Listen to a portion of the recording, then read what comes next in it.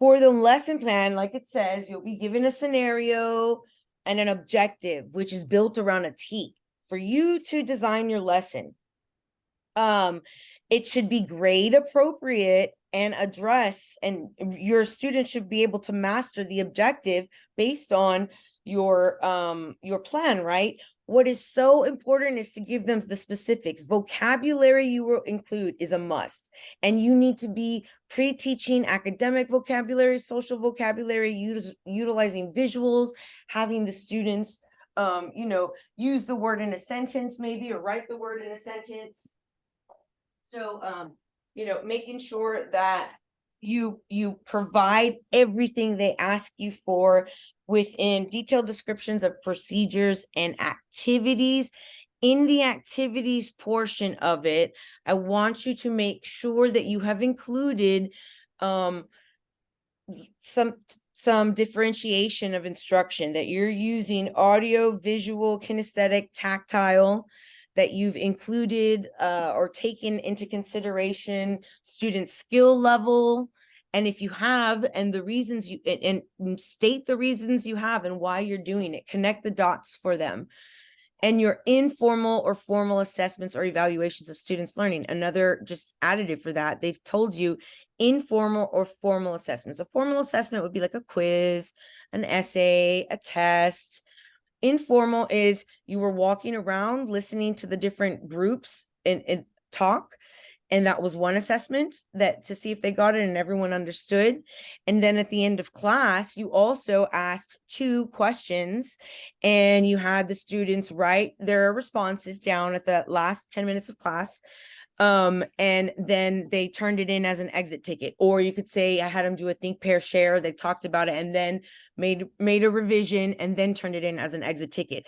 So you want to make sure that you're not only assessing them once, that you have different markers throughout the lesson, that you are looking for mastery, right? And that you're looking for ways to reteach and support, if your assessment finds them to be lacking.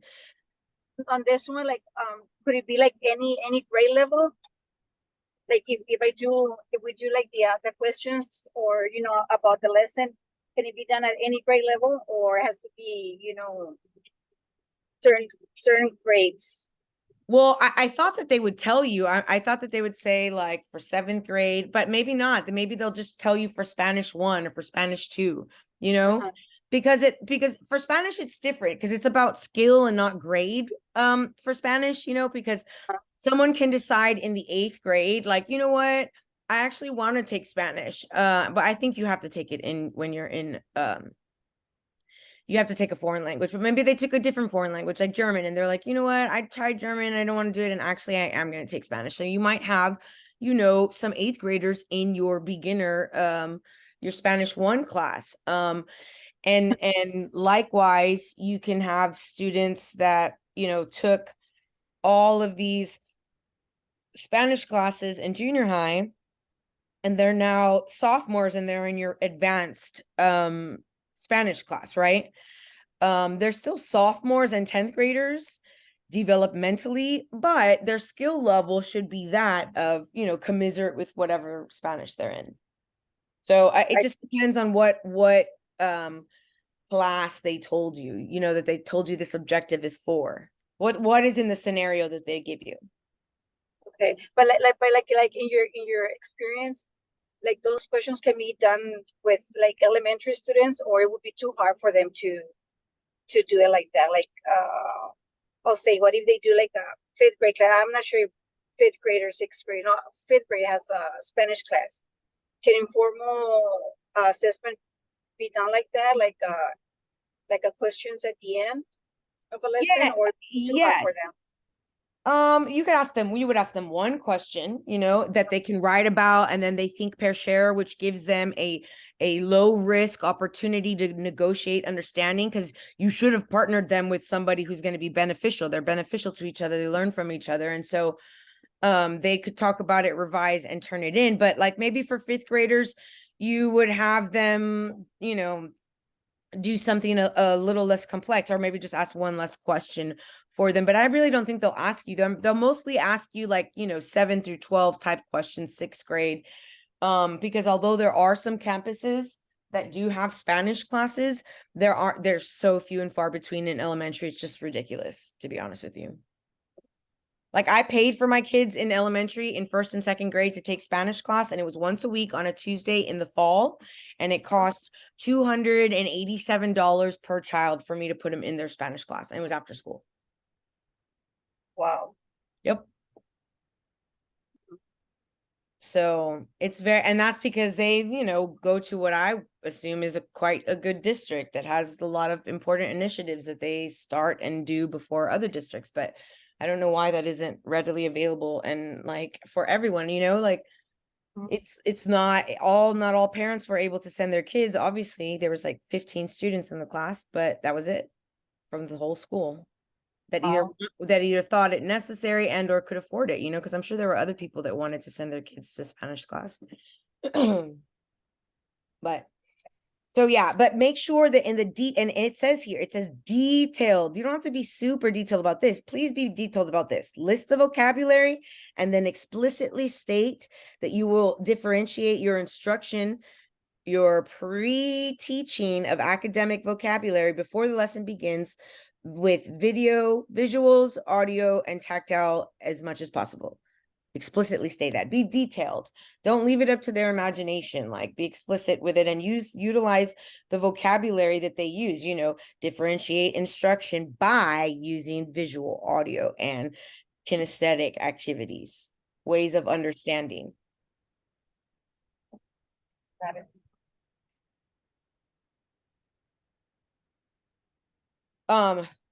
A really great activity, and we use it for our ELL students, and those are students that are in our classrooms and maybe they speak Spanish or they speak, Mandarin is a huge population in Texas of ELL speakers. So if you are teaching beginner students, like let's say emotions, right? Emotion words like sad, right?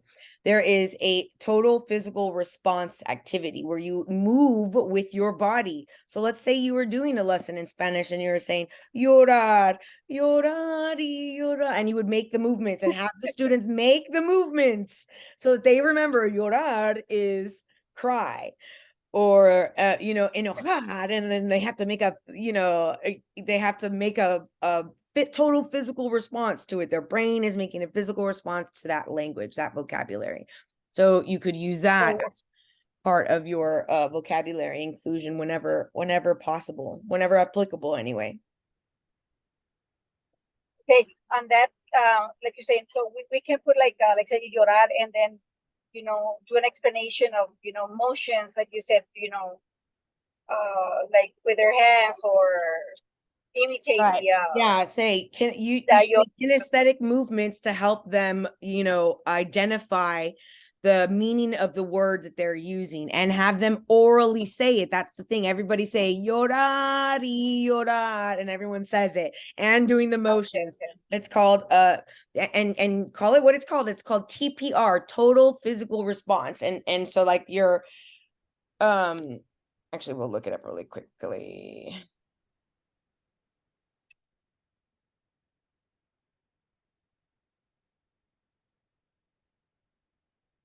So you're not doing English and it's not just something for English as a second language. It's something for like all second languages. You know what I'm saying?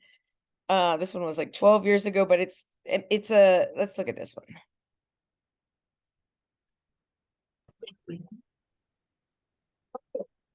Okay, now we're going to do a little story. Okay, now you do it with me. Okay, you do it with me. Now, say hello to your mom. Hello. Say hello to your mom. Hello. You are hungry. A TPR sequence is demonstrated. The children listen and do the movements accordingly. The sentences are repeated several times. In the beginning, it's important to maintain the order. The children learn to understand the meaning of the sentences with the help of mimes, gestures, and drawings on the board. Doing the movements themselves is an important memory aid. That kinesthetic motion is an Show important to your mom. cognitive activity. Your mom says, They're so cute. Soon, the children can make the movements on their own and in a different order. say hello to your mom. Your mom says, say hello to your mom. Your mom shows you some plants. Your mom says, eek.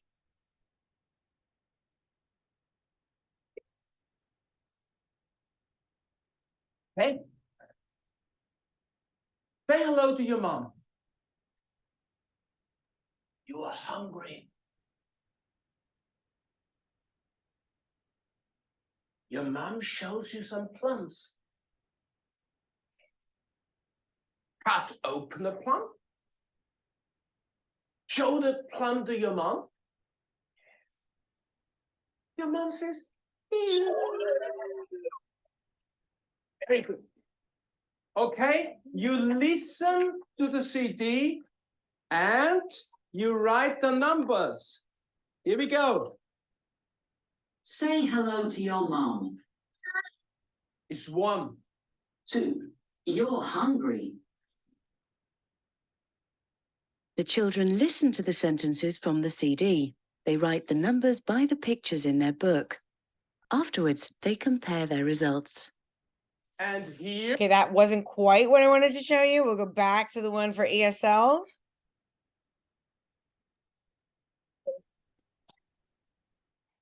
But you get the picture. It involves movements that represent the language that's being said or taught.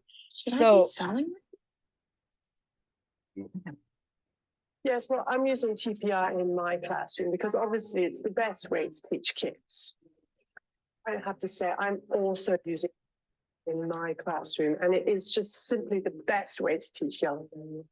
Is TPR the result?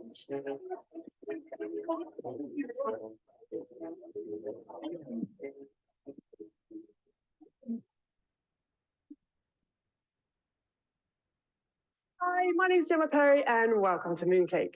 For the past 8 years, I've been working in China as a teacher, manager, and recruiter. So if you're teaching ESL abroad, make sure you subscribe below and hit that notification bell for weekly ESL teaching tips. Use TPR, they say. It'll help the kids learn, they say.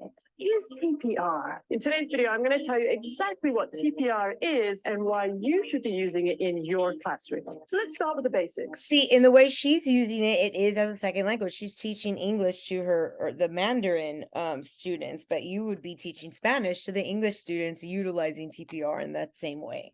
What is TPR? TPR is a language teaching method developed by Professor James Asher. It's based upon the coordination of language and physical movement. Put it simply, teachers give instructions to students, in this case in English, with some kind of body movement.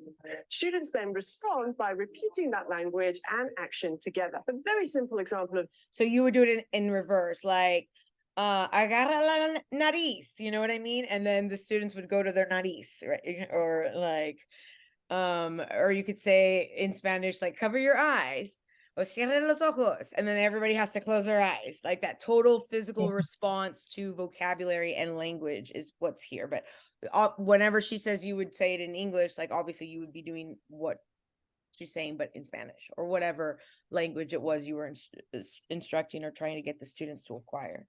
this is to run And as and you this, say and the word this run. TPR And corre, we corre, work corre. like every level, right? And especially like at the beginning of like like the beginning of level, like but it will work with every grade, Absolutely, like it'll I said, work with every nine grade nine level.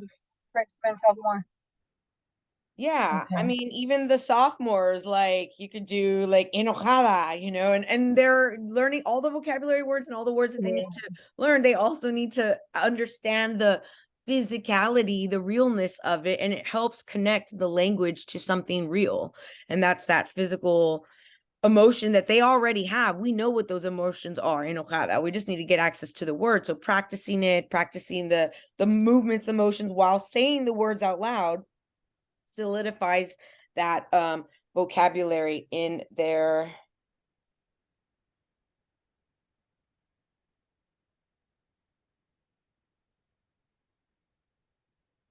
sorry, I just got a text message from my boss.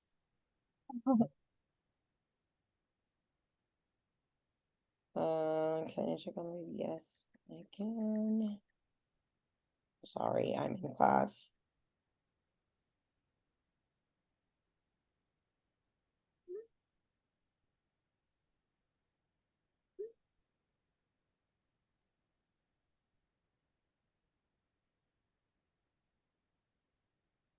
Hold on, when does TEA come?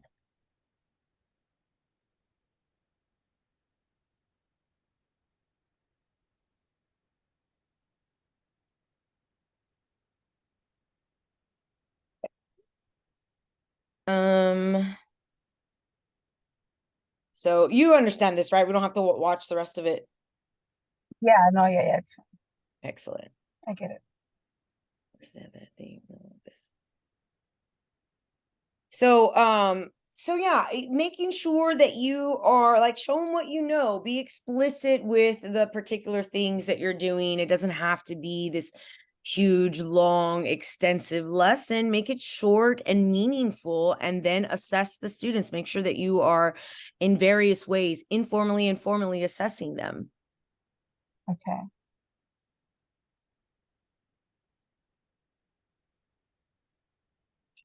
Look at the assignment they give us as an example. It says, assume you are teaching a third year high school foreign language. So that's third year. They've already been in three. This is their third year. They've had 2 previous years of skill building, right? It gives you an age group and grade level, which is where pedagogy comes in. You know what kind of assignments or things might be interesting or fun to 15 and 17-year-olds. Most students are estimated to be in the intermediate range. Yeah. And so they're not fluent, but they're at that intermediate where they do have some access to language that they're able to understand the basic conversations, right? They wouldn't be able to succeed in an academic setting, right? They don't have like access to like academic specific language in that special in that second language. And once you get proficiency with the academic language and you can speak about content areas in that language, that's when you're proficient with the language. So we have here for you to design an instructional unit on a popular legend from the target culture, a legend.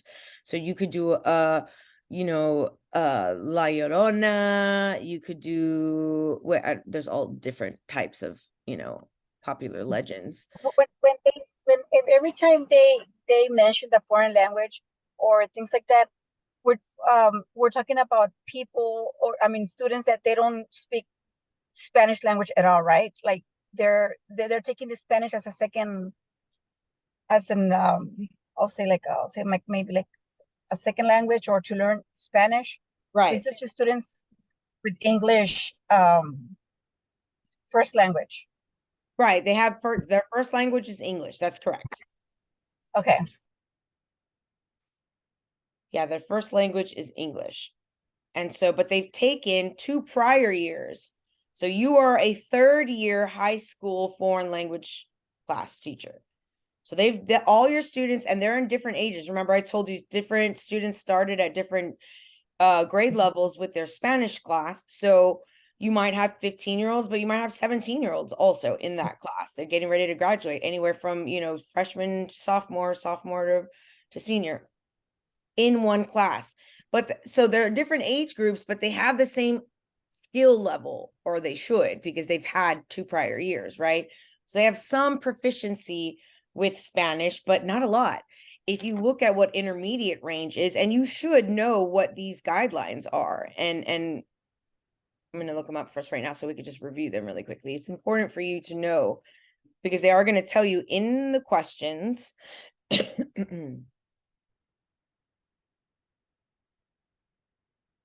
see. Guidelines for Spanish.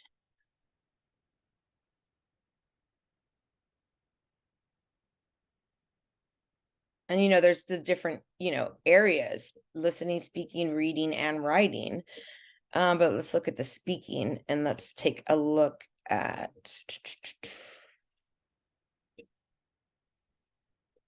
what has happened. It actually is showing me in Spanish. Why?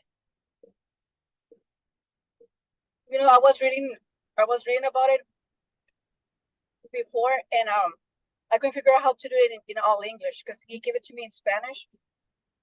And if I click on this Spanish speaking or Spanish writing, it gives me the translation in Spanish.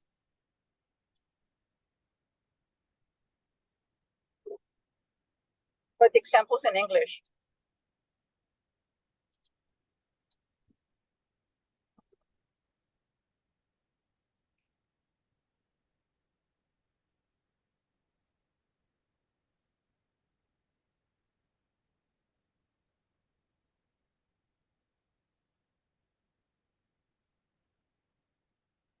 Because it's the same for all. So I'm like trying to, this is like an older one, like actually pretty old, like a decade older. Let me see. Is this the same place I was just at? No, hombre, it was. Okay.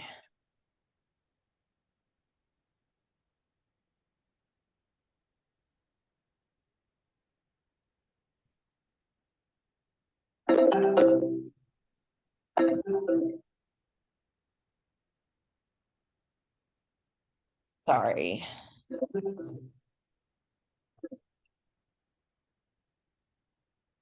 Was I? Okay, here they are. The scale: low, novice mid, novice high. Novice means beginner. So beginner low, beginner medium, beginner high. Intermediate low, intermediate mid, intermediate high, getting to advanced low, advanced mid, advanced high, and then superior and distinguished. Let's take a look. What does this take me to? Oh, chihuahuas. Most current guidance goes blah blah blah in each of these. So let me just go to the glossary. Downloads. Oh, see, it is. That is the most recent. What we were looking at is the most recent. This one here that we were looking at, which is preposterous that they haven't updated it in over a decade. But I was thinking that like as if this was a academic setting, but it's, which it is, but I suppose it's not. So let's take a look at what they see. So in order to be distinguished, level, they're able to use language skillfully and with accuracy, efficiency, and effectiveness. They are educated and articulate users of the language. They can reflect on a wide range of global issues and highly abstract concepts in a culturally appropriate manner. It's like their native English, it's like their native speakers, right? So in order for someone to be a distinguished Spanish speaker, they have to be able to talk on any number of issues without skipping a beat, just like if you were a native speaker. A non-native accent and a lack of native-like economy of expression, a limited control of deeply embedded cultural references, or occasional isolated language error may still be present at this level, right? The non-native accent is going to still linger. That's not a big deal. So then it shows you like speaking level, advanced. For the purposes of that, question that we were looking at, it's asking us about intermediate, right? It's asking us to make a lesson concerning a myth or a legend from the target culture, which would be Spanish, right?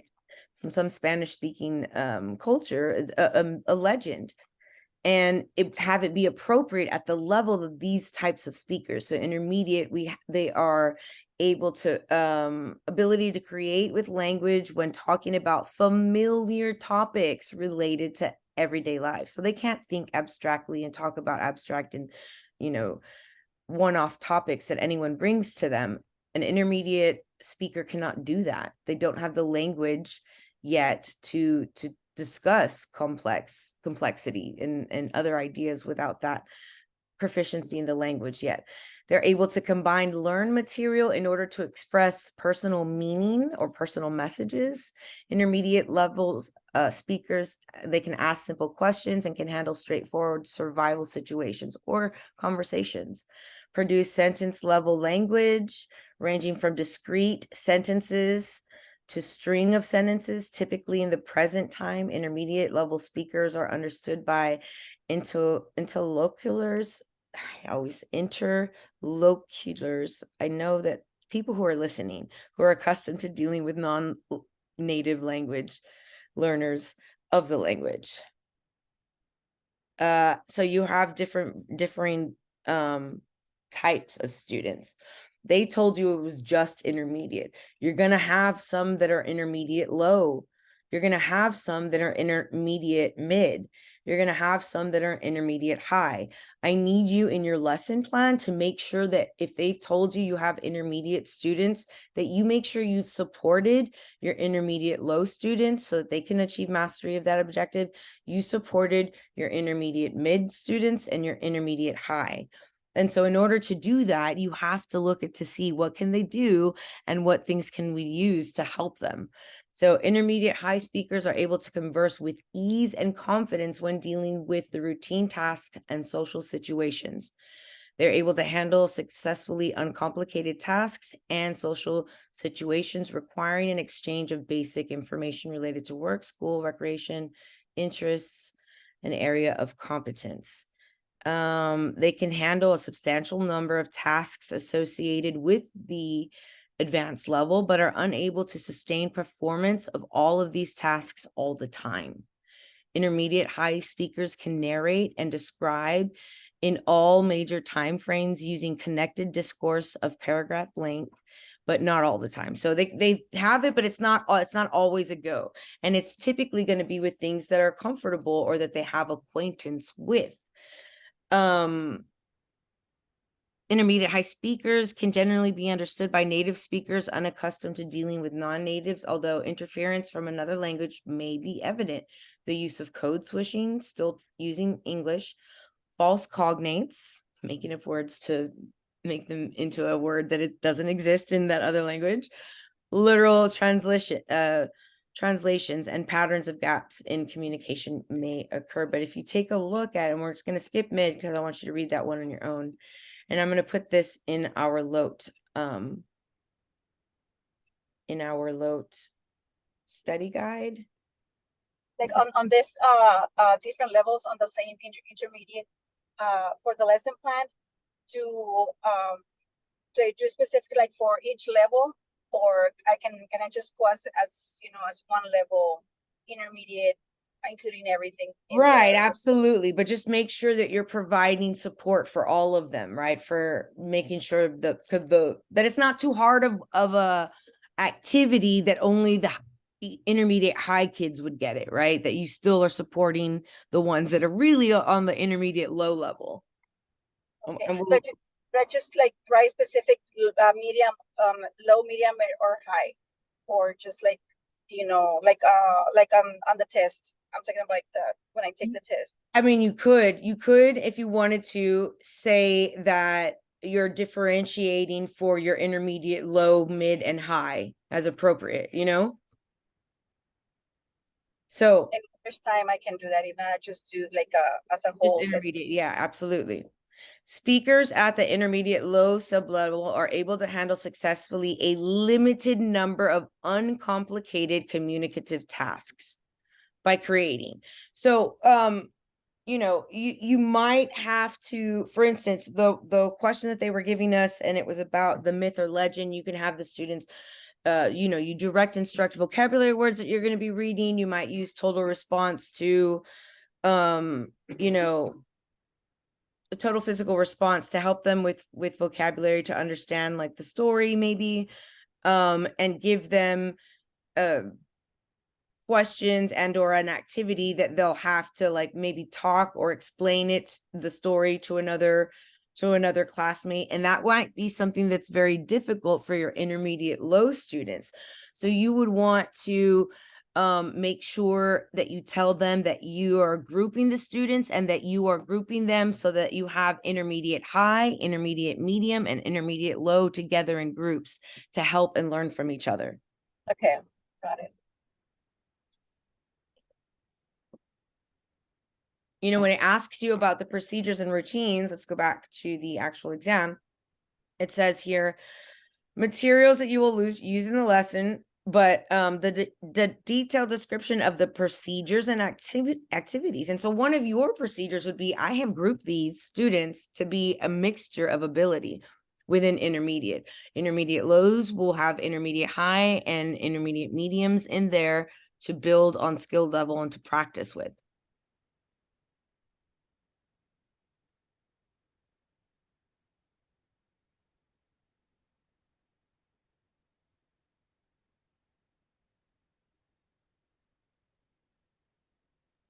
I want to look at their rubric. Fully addresses and fully elaborates. So they want details all the way, details for vocabulary. And what you want to detail with vocabulary is make it shine how you're going to like really hit the vocabulary. You're going to include a physical response. There's going to be visual, audio. You're going to have the students repeat the word back a couple of times to you, and write it in a sentence. Listening, speaking, reading, and writing with that new word before they even use it in the lesson. Materials, be specific with what materials and how they'll help with creating, the kinesthetic aspect to it to help with the language. The procedures, what thought process did you put into the grouping, the setup, the execution of the lesson for the students, and in what ways are you going to assess them? And make sure you have a handful that you're going to be checking for understanding while they're speaking in their groups. If the activity produces something like a product that's tangible, like they have to come up with a summary for the story together, or they, a good way would be for them to act it out, or to do a tableau where they have to create a physical representation of what the story was about, and have one student, explain it to the class in Spanish. And so that gets everyone involved. They have to write it together. That would be commiserate with, like, let's say that you read a story about La Llorona, or what's another one, like the Chupacabra, or the one about the man that comes and dances, like the devil that dances with you, or the man, what was his name? Do you know the story? Which one? I don't know. I think it's like he's an owl or something, and he comes, and when people would be walking home from like dances, like a handsome man would come, and it actually was something else. I don't know. It's something that I read in one of my Spanish classes, having to do with mythology and legends. My point is that you could even assign them, each group, a different story, to read together. Or just do one all together, and you guys read it together, then you put them in groups, and the students analyze it together and talk about it in Spanish, and find a way to either come up with a script to illustrate it for the students, and then the students present it to the class, or whatever. You want it to be something that is engaging for the students, but that they're also listening, speaking, reading, and writing all throughout, that there's an activity for listening, that there's an activity for reading, speaking, and writing about in Spanish about the content specific objective that they gave you, because that's what you're supposed to be practicing. That's what Spanish is. Spanish is listening, speaking, reading, and writing. They give you one content specific thing, and they want you to come up with a lesson. So you have to have specific activities for them to be listening to each other, or listening to Spanish, and speaking Spanish, and reading Spanish, and writing about Spanish.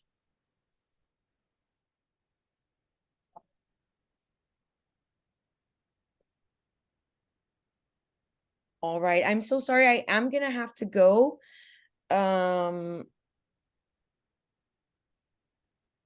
But did you have any questions? And when you're testing in June, correct? Yeah, June 6th. June the 6th?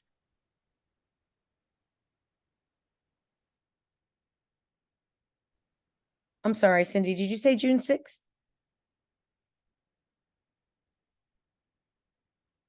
It might have cut out. My internet's being weird. Let me stop the share. Are you still there? Hello? So, Yeah, I think it's cutting Yes. out. I know the weather's bad. Okay, June 6th. I just wanted to make sure I'm writing it down. So I can say a little prayer for you. And if you need me between now and then, please don't hesitate to reach out. If you want, and I think you should, and you said you would take the exam, copy and paste like whatever lesson plan you write for them.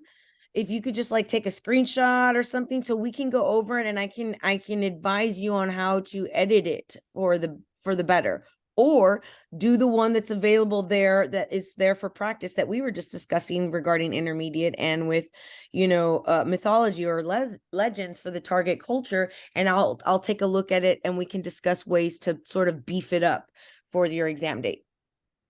Okay, I'll do that. All right, Miss Martinez, you have a beautiful rest of your Monday, and don't hesitate to reach out. Thank you. You too, Miss. Thank you. Okay, bye-bye. Bye-bye.